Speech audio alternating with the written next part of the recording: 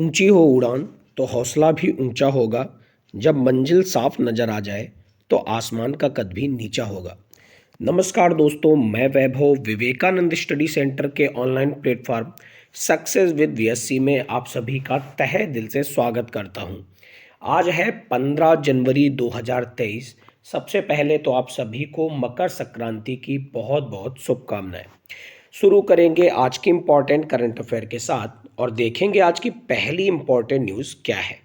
पहली न्यूज़ आपकी स्क्रीन पर आ चुकी है। उम्मीद करता हूं आप सभी को प्रॉपर दिख रहा होगा। आज नेटवर्क में थोड़ी सी एरर थी जिस वजह से क्लास में थोड़ी सी देर हुई है। तो चलिए शुरू करते हैं क्लास को। सबसे पहले तो जितने भी लोग लाइव जुड़े हुए हैं वो सभी लोग एक एक बार क्लास को लाइक कर दें और दोस्तों के साथ शेयर कर दें। चलिए शुरू करते हैं आज की पहली इंपॉर्टेंट न्यूज़ के साथ। पहली न्यूज़ है जम्मू कश्मीर राज्य से। जम्मू कश्मीर की फलक मुमताज ने 23वीं राष्ट्रीय स्काई चैंपियनशिप में स्वर्ण पदक जीता है। तो जम्मू कश्मीर की 11 वर्षीय लड़की है फलक मुमताज ने जनवरी में 23वीं राष्ट्रीय स्क्वाय चैंपियनशिप में स्वर्ण पदक जीता है। स्क्वाय फेडरेशन ऑफ इंडिया ने इंडोर स्टेडियम भगवती नगर जम्मू में चैंपियनशिप का आयोजन किया। जम्मू और कश्मीर ने समग्र पदक तालिका में पहला स्थान हासिल किया, जबकि आंध्र प्रदेश ने दूसरा स्थान हासिल किया, जबकि ओडिशा तीसरे स्थान पर रहा। उम्मीद करता हूँ न्यूज़ आपको अच्छे से क्लियर हो गई होगी।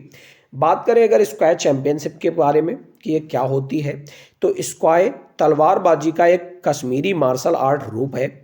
आधुनिक स्क्वाय कराटे और ताइक्वांडो का मिश्रित रूप है। यह स्क्वाय फेडरेशन ऑफ इंडिया द्वारा शासित है। सशस्त्र स्क्वाय में एक घुमावदार सिंगल एज तलवार के साथ एक ढाल होती है या प्रत्येक हाथ में एक एक तलवार होती है। स्क्वाय फेडरेशन ऑफ इंडिया को 18 जून 2020 को निगमित किया गया था। उम्मीद करता हूँ न्यूज़ आपको क्लियर हो गई होगी। अच्छा, स्क्वाय जैसा ही एक खेल और होता है जिसका नाम स्क्वैश होता है। तो चलिए कमेंट कॉलम में स्क्वैश के खिलाड़ी का नाम बता दीजिए। कोई भी एक खिलाड़ी जो आपको पता हो स्क्वैश से संबंधित कमेंट कॉलम में आंसर करिए। इसके अलावा आपको पता होगा इस समय हॉकी वर्ल्ड कप शुरू हो चुका है। भुवनेश्वर उड़ीसा में इस समय चल रहा है और आपको पता होना चाहिए भारत की स्वर्णिम शुरुआत हुई है। मतलब भारत ने स्पेन को 2-0 से हरा करके हॉकी वर्ल्ड कप में ज़बरदस्त शुरुआत करी है। ठीक है, तो ये कमेंट कॉलम में आंसर करिए कि हॉकी इंडिया के वर्तमान समय में कैप्टन कौन है। और ये भी बताइए हॉकी इंडिया महिला जो टीम है उसके वर्तमान टीम में कैप्टन कौन है। कमेंट कॉलम में दोनों क्वेश्चंस के आंसर दीजिए। बढ़ते हैं अगली इंपॉर्टेंट न्यूज़ की तरफ और देखते हैं अगली न्यूज़ में क्या है खास। अगली न्यूज़ आपके स्क्रीन पर आ चुकी है। अगली न्यूज़ है लोकसभा के स्पीकर से। कौन है लोकसभा के स्पीकर? बहुत बार मैंने इनका जिक्र किया हुआ है। ये हैं ओम बिरला साहब, जो कि राजस्थान इनका चुनावी क्षेत्र है। तो आइए इनके बारे में जानते हैं। लोकसभा के स्पीकर केन्या तंजानिया में संसदीय प्रतिनिधि मंडल का नेतृत्व करेंगे। तो लोकसभा के स्पीकर ओम बिरला ने 16 से 21 जनवरी तक केन्या और तंजानिया जाने वाले एक प्रतिनिधि मंडल का नेतृत्व करेंगे। चिराग पासवान, मनोज किशोर भाई कोटक और सुश्री एस फांगनेन कोन्यक और लोकसभा के महासचिव उत्पल कुमार सिंह प्रतिनिधि मंडल के सदस्य होंगे। तंजानिया की अपनी यात्रा के दौरान प्रतिनिधिमंडल तंजानिया के उपराष्ट्रपति फिलिप मैम्पगो से मुलाकात करेंगे। उम्मीद करता हूं न्यूज़ क्लियर हो गई होगी कि लोकसभा के स्पीकर केन्या और तंजानिया में संसदीय प्रतिनिधि मंडल का नेतृत्व करेंगे। अब यहाँ पर दो देशों की बात आई है तो दोनों देशों को जानेंगे, केन्या और तंजानिया दोनों के बारे में। तो चलिए सबसे पहले हम लोग केन्या के बारे में जानते हैं कि आखिर केन्या देश क्या है, यहाँ की क्या क्या खासियत है। तो केन्या पूर्वी अफ्रीका में स्थित एक देश है जो हिंद महासागर के साथ समुद्री तट साझा करता है। 2022 तक केन्या, नाइजीरिया और दक्षिण अफ्रीका के बाद उप सहारा अफ्रीका में तीसरी सबसे बड़ी अर्थव्यवस्था है। 1952 में ब्रिटेन के खिलाफ हुई मऊ मऊ क्रांति ने 1963 में इसकी स्वतंत्रता की घोषणा का मार्ग प्रशस्त किया। राजधानी है नैरोबी, मुद्रा है कीनियन शिलिंग, राष्ट्रपति है विलियम रूटो और आधिकारिक भाषाएं हैं स्वाहिली और अंग्रेजी। अब आप कमेंट कॉलम में ये आंसर करिए कौन सा एक हेडक्वार्टर है जो केन्या में पड़ता है। मैंने डिस्कस किया हुआ है। अगर आपने मेरा हेडक्वार्टर वाला वीडियो नहीं देखा है ना, तो वीडियो के डिस्क्रिप्शन में सक्सेस सीरीज का प्लेलिस्ट दिया हुआ है, जहां पर मैंने 50 प्लस जीके वन लाइनर की क्लासेस को डिस्कस किया है। तो जाकर के सबसे पहला वीडियो जरूर देखिए, क्योंकि वहां पर मैंने हेडक्वार्टर डिस्कस किए थे। बहुत ही इंपॉर्टेंट क्लास थी वो, जहां मैंने हेडक्वार्टर डिस्कस किए थे। सारे के सारे संगठनों के हेडक्वार्टर मैंने डिस्कस किए थे, बहुत ही ज़्यादा इंपॉर्टेंट होते हैं आपके एग्जाम के लिए। तो फिर देख करके कमेंट कॉलम में ये बताइए कि केन्या के नैरोबी में किस एक संगठन का हेडक्वार्टर पड़ता है। बढ़ते हैं अगले पॉइंट की तरफ। आप जानेंगे हम लोग तंजानिया के बारे में। तो तंजानिया की बात करें तो तंजानिया एक पूर्वी अफ्रीकी देश है। दिसंबर 2022 में तंजानिया के चुम्बे द्वीप को संयुक्त राष्ट्र पुरस्कार भी मिला था। ये तो लेटेस्ट न्यूज़ हो गई। तो देखिए, करंट अफेयर से ही स्टैटिक जीके बनती है। आपसे अगर पूछ दिया जाता कि चुम्बे द्वीप कहाँ पर पड़ता है, तो आंसर होता तंजानिया। और आप सोचते हैं तो स्टैटिक जीके से आया है क्वेश्चन, लेकिन ये करंट अफेयर से ही बनकर आया हुआ है, क्योंकि चुम्बे द्वीप को संयुक्त राष्ट्र पुरस्कार मिल चुका है 2022 के अंदर। ठीक है। अफ्रीका की सबसे बड़ी चोटी तंजानिया का माउंट किलिमंजारो उन विश्व प्रसिद्ध ग्लेशियरों में से एक है जिसके 2050 तक पिघलने का पूर्वानुमान लगाया गया है। प्रधानमंत्री है कासिम मजलीवा, राजधानी है डोडोमा, मुद्रा है तंजानिया शिलिंग और राष्ट्रपति हैं सामिया सुलुहु हसन। उम्मीद करता हूं आज की दूसरी न्यूज़ आपको क्लियर हो गई होगी। दूसरी न्यूज़ में से रिलेटेड मैंने कई सारे पॉइंट भी यहाँ पर डिस्कस किए। क्या थी न्यूज़, आपको क्लियर हो गई होगी। बढ़ते हैं आज की अगली न्यूज़ की तरफ। अगली न्यूज़ है प्रसिद्ध अमेरिकी गायिका से इनका हो गया है निधन। क्या नाम है इनका, आइए जानते हैं। प्रसिद्ध अमेरिकी गायिका गीतकार लीजा मैरी प्रेस्ली का निधन हो गया है। तो संगीतकार और रॉक एंड रोल के दिग्गज एल्विस प्रेस्ली की इकलौती बेटी लिसा मैरी प्रेस्ली का निधन हो गया है। उनका संगीत कैरियर 2003 में आई पहली album to whom it may concern के साथ शुरू हुआ था। इसके बाद 2005 का नाउ व्हाट आया और दोनों ने बिलबोर्ड 200 एल्बम चार्ट के शीर्ष 10 में जगह बनाई। 24 जून 2011 को टेनेसी के गवर्नर बिल हसलाम द्वारा प्रेस्ली को आधिकारिक रूप से सम्मानित किया गया था। इंपॉर्टेंट व्यक्ति हैं, इसीलिए मैं इनको लेकर आया हूं।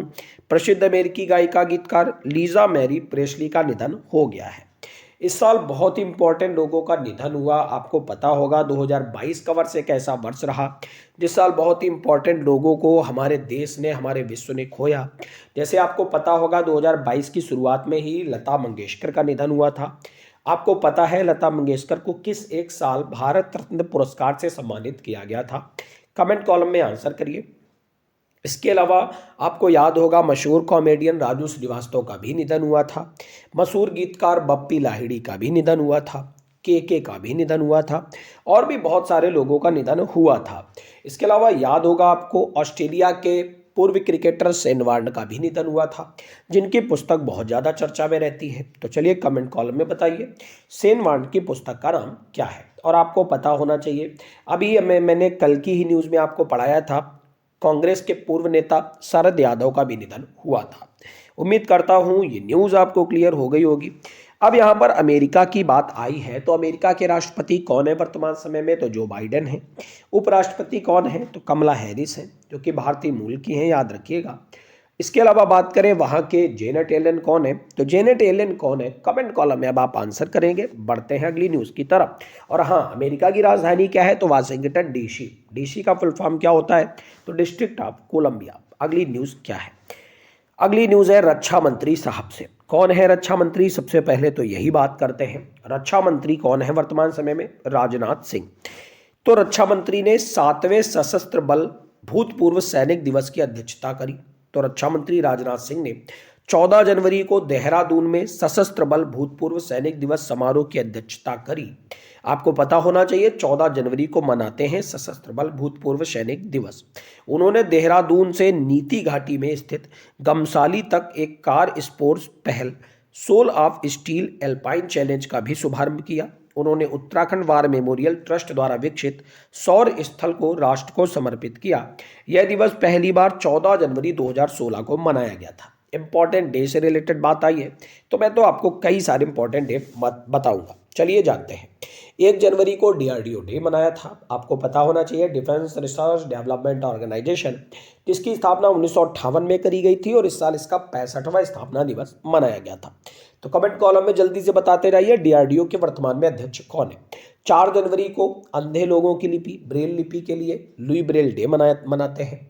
इसके अलावा हम लोग 6 जनवरी को मनाते हैं महाराष्ट्र के दामोदर पत्रकार की याद में, ठीक है। उसके अलावा हम लोगों ने मनाया 9 जनवरी को प्रवासी भारतीय दिवस, क्योंकि 9 जनवरी 1915 को महात्मा गांधी दक्षिण अफ्रीका से भारत वापस आए थे। इसके अलावा ये बताइए प्रवासी भारतीय दिवस का जो इस बार कार्यक्रम है कहाँ पर मनाया गया है, जरा कमेंट कॉलम में आंसर करिए। किस एक राज्य ने इसका नेतृत्व किया है। 10 जनवरी को विश्व हास्य दिवस और विश्व हिंदी दिवस मनाते हैं। 12 जनवरी को राष्ट्रीय युवा दिवस मनाते हैं और 14 जनवरी को मनाते हैं सशस्त्र बल भूतपूर्व सैनिक दिवस।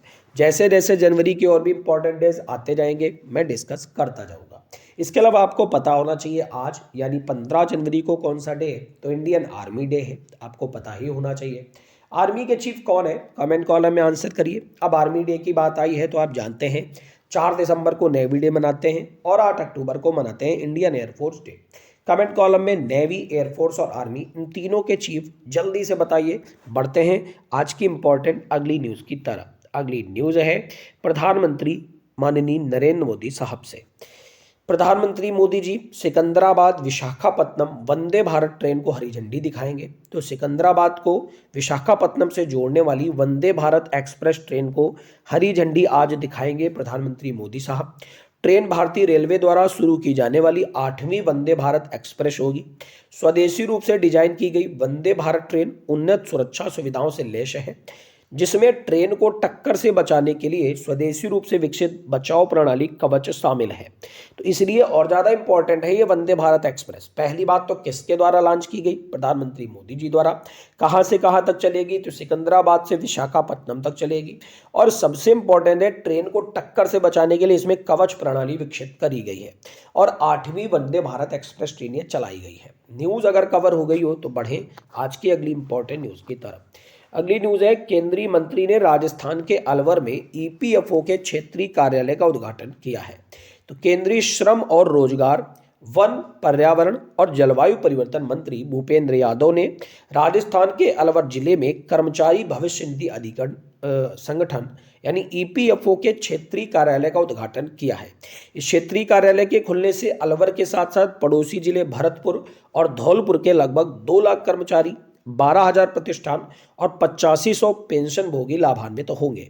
न्यूज़ याद रखिएगा कि केंद्रीय पर्यावरण मंत्री, श्रम और रोजगार मंत्री भूपेंद्र यादव ने राजस्थान के अलवर में ईपीएफओ के क्षेत्रीय कार्यालय का उद्घाटन किया है। ईपीएफओ मतलब कर्मचारी भविष्य निधि संगठन। इसके अलावा आपको ये भी यहाँ पर पता हो गया कि श्रम और रोजगार मंत्री कौन है, वन, पर्यावरण और जलवायु परिवर्तन मंत्री कौन है। ये सारे मंत्रालय एक ही व्यक्ति के पास ही है, भूपेंद्र यादव। तो क्या आप जानते हैं वाटर रिसोर्स मिनिस्टर कौन है, यानी जल शक्ति मंत्रालय किनके पास है। 2014 में जब मोदी जी की सरकार आई थी तो पहली बार ये मंत्रालय बना था। हमारे देश का सबसे नया मंत्रालय भी कह सकते हैं। कौन है, गजेंद्र सिंह शेखावत। इसके अलावा आपको पता होना चाहिए मानव संसाधन विकास मंत्रालय का नाम बदलकर शिक्षा मंत्रालय कर दिया गया था अभी कुछ दिन पहले। तो आप ये कमेंट कॉलम में बताइए कि शिक्षा मंत्रालय के वर्तमान समय में मंत्री कौन है। इसके अलावा आपको पता होना चाहिए नितिन गडकरी के पास कौन सा मंत्रालय है, तो शहरी आवास एवं रोड मंत्रालय है। इसके अलावा ये बताइए स्मृति ईरानी के पास कौन सा मंत्रालय है, पीयूष गोयल के पास कौन सा मंत्रालय है।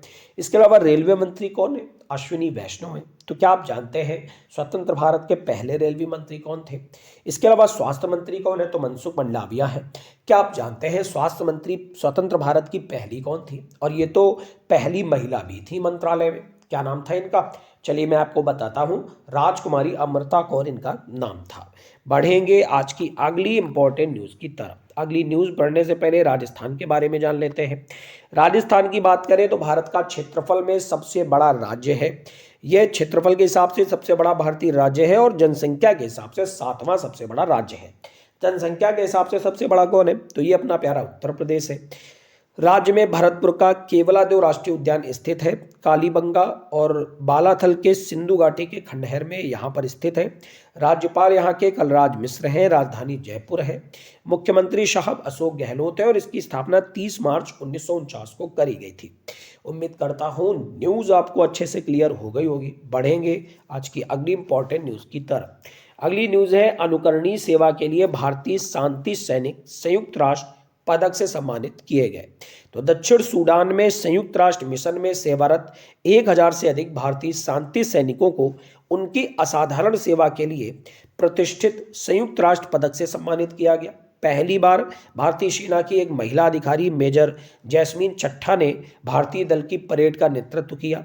भारत संयुक्त राष्ट्र शांति मिशनों में सबसे अधिक सैन्य योगदान देने वाले देशों में से एक है। तो याद रखिएगा, अनुकरणीय सेवा के लिए भारतीय शांति सैनिक संयुक्त राष्ट्र पदक से सम्मानित करे गए हैं। बढ़ेंगे अगली न्यूज की तरफ। अगली न्यूज है, आज की आखिरी न्यूज है। ये क्या है न्यूज? तो बहुत ही ज्यादा इंपॉर्टेंट है। आपको पता होगा आज से कुछ वर्ष पहले इबोला रोग बहुत ज्यादा छाया हुआ था। न्यूज इबोला रोग से ही है। क्या है न्यूज? आइए ध्यान से जानते हैं। युगांडा ने करी है इबोला रोग के प्रकोप के अंत की घोषणा।